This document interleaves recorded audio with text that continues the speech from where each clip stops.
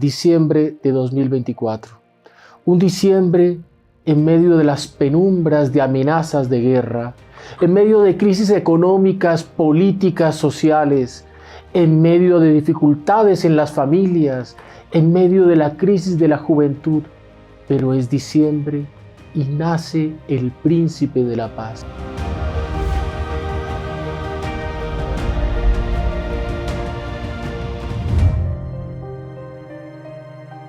Como nació la primera vez en la gruta de Belén, en un mundo entregado al paganismo, al reino de la fuerza, a la esclavitud del placer, a un mundo que no comprendía esa inocencia y esa bondad de un niño Jesús, lleno de ternura que traía la esperanza para el mundo.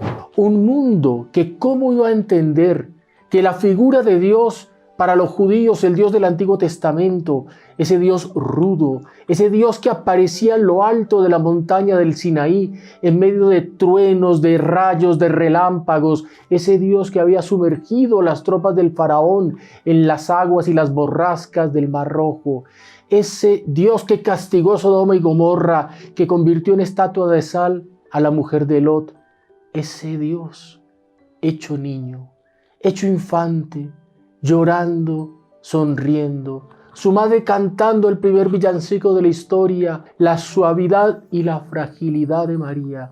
Ese Dios rompía todos los conceptos que podía tenerse al respecto de la divinidad en el mundo antiguo. Y es lo que vamos a ver en este podcast de Navidad. Ese concepto católico de Dios, de un Dios que contradice el mundo pagano, de un Dios que dice no a esos vicios de los rituales antiguos. El paganismo, nos cuenta Heródoto al respecto de lo que era el culto religioso en el mundo de Babilonia. Los babilonios tenían lugares y templos en los cuales las mujeres tenían que ejercer oficios infamantes, entregar su cuerpo como un culto religioso a cualquier hombre que allí apareciera. Era una cosa degradante para las mujeres babilonias y tenían que hacerlo por lo menos una vez en su vida.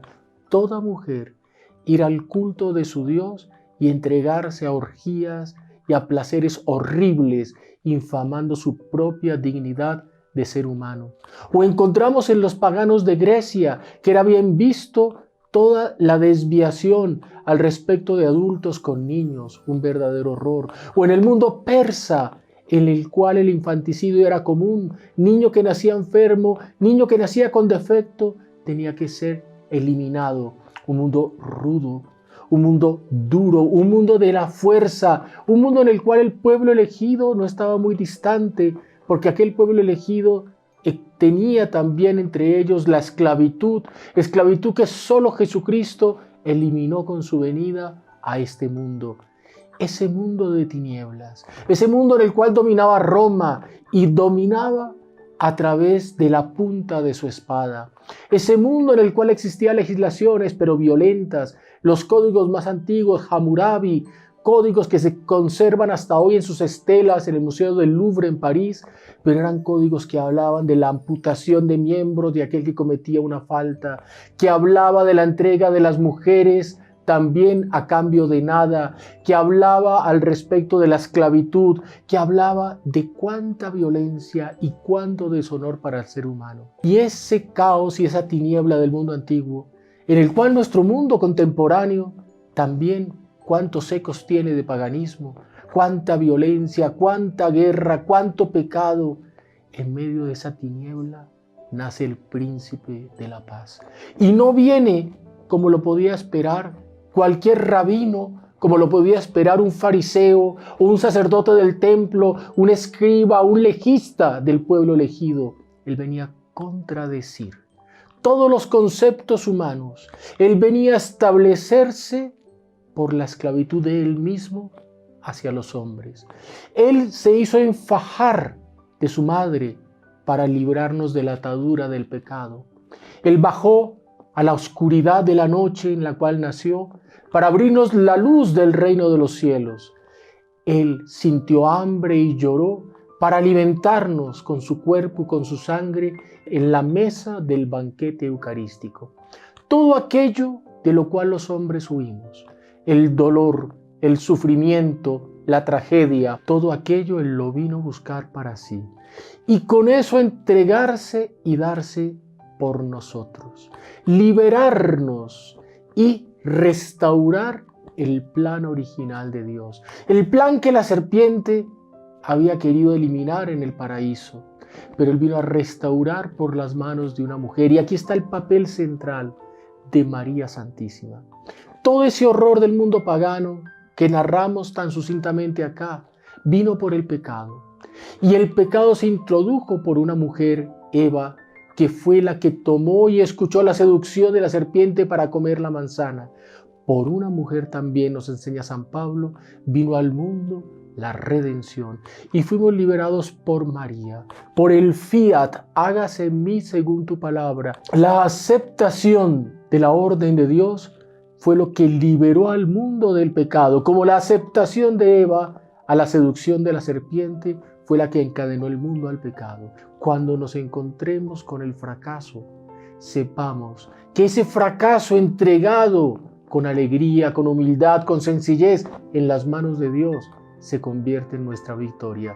Porque Dios, aquello que parece mal, Él de allí saca un bien. No había lugar en la tierra más bello para nacer que esa gruta. Y de tal manera es bello que hasta hoy recordamos esa gruta en nuestras casas, en el pesebre, en los santuarios, en las catedrales, en las parroquias con el pesebre. Ese pesebre, esa gruta, esa sencillez, esa humildad que nos cautiva, que nos hace sonreír, que hace con que los niños se admiren y que los ancianos sonrían, que hace con que entendamos nuevamente que Dios vino al mundo no para imponerse, sino para regalarse y entregarse por nosotros. Es la cruz al final de su vida, es el pesebre al inicio de su vida. Está allí lo que borra nuestras culpas, el sufrimiento. Él vino a la tierra para cumplir una misión y su misión era inmolarse. Y desde el primer momento se inmoló, naciendo con el rechazo de sus familiares, con el rechazo de su pueblo, con el rechazo de su templo, porque el templo le dio también la espalda. Aquella religión que él había establecido en Israel, lo rechazó también. Y él nace solo para María y solo para José. Solo decirlo. María que todo lo es, José que todo lo completa, nace el niño y a través de José y de María nace para todos nosotros, aquellos que le queremos aceptar, aunque el mundo lo rechace. Porque ese rechazo de Belén se repite en la historia, ese rechazo de la familia que cierra la puerta en las narices, lo repite el mundo. La familia que debería ser de Dios cuando rechaza a la Iglesia Católica, cuando niega los mandamientos, cuando persigue a la Iglesia, cuando persigue instituciones de la Iglesia o persigue a aquellos que entregaron su vida por la Iglesia. Se renueva ese sufrimiento, pero se renueva esa redención con la aceptación valiente de aquellos que no se doblegan ante la iniquidad y que siguen erguidos sirviendo a Dios, sirviendo a la Iglesia, sirviendo a Jesucristo en medio de burlas, en medio de persecuciones, en medio de indiferencia, en medio de incomprensiones. Y permanece Jesús erguido como un gladio, como una espada, enfrentando y dividiendo la historia. La noche de Navidad fue una noche en la cual la historia se dividió. Antes de Cristo, después de Cristo.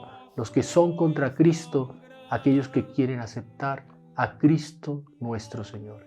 Y ese Cristo que está en el vientre de María, que está en aquella gruta, ella ya sintiendo que viene el momento del nacimiento, que José ordenó con todo amor, con toda dignidad, que tenía allí solamente, y empieza a sentir María el nacimiento del niño. Se llena de luz la gruta, descripción de Monseñor John Cla, bellísima, en un libro que les recomiendo, llamado María, el paraíso de Dios. Describe allí Monseñor John Cla, nuestro fundador, esa gruta oscura llena de luz, luz sobrenatural. Y María con el testimonio de José, el único que está allí presente, a cierta distancia, arrodillado contemplando en éxtasis la maravilla de María, llena de luz, que recibe al niño Jesús, que sale de sus entrañas, conservando la Virgen, antes del parto, después del parto, durante el parto. Milagrosamente sale de sus entrañas a los brazos de María. 9 meses de convivio profundo dentro de su ser. Ahora se convierte en 33 años de convivio cara a cara, de luz, gloria y dolor de Jesús con María Santísima. La primera mirada del niño. El niño nace, es Dios, pero es un Dios que se hizo carne. Aquello que es lo más bajo de nuestra condición. Es el hombre espíritu, pero es carne, que es lo más frágil. Él se hizo carne. Y siente el frío de la noche, siente la inclemencia del tiempo, siente el viento que sopla y llora el niño. Llora el primer llanto de Jesús que tantas veces lloró, que lo describe la Escritura llorando ante la muerte de su amigo Lázaro, que describe el Evangelio llorando sobre Jerusalén que lo rechazaba, que describe la Escritura sus momentos de dolor en la pasión. Primer llanto de Jesús. Y María lo estrecha contra su seno, y María le da su amor, el amor del Inmaculado Corazón. Es el corazón de Jesús, tiritando de frío, que se calienta en el Inmaculado Corazón de María, que arde de amor por ese niño que viene a salvar la humanidad. Y se encuentran esos dos corazones. Y en ese amor estamos invitados todos nosotros a participar, a encontrarnos allí, a unirnos a través de la devoción al Sagrado Corazón de Jesús, al Inmaculado Corazón de María. José extasiado, el niño estrechado por los brazos de María que es tan joven que es casi una niña, de María que se emociona, la emoción de una mamá al tener su bebé, que sabe que está estrechando al Creador del universo, que sabe que tiene en sus brazos aquel que ni el cielo pudo contener. Qué escena tan extraordinaria que nos conmueve a cada Navidad, a cada recuerdo de este momento sagrado del inicio de la redención. María meditaba todas estas cosas en su corazón. Seamos como María, meditemos estos pensamientos en nuestro corazón con ella.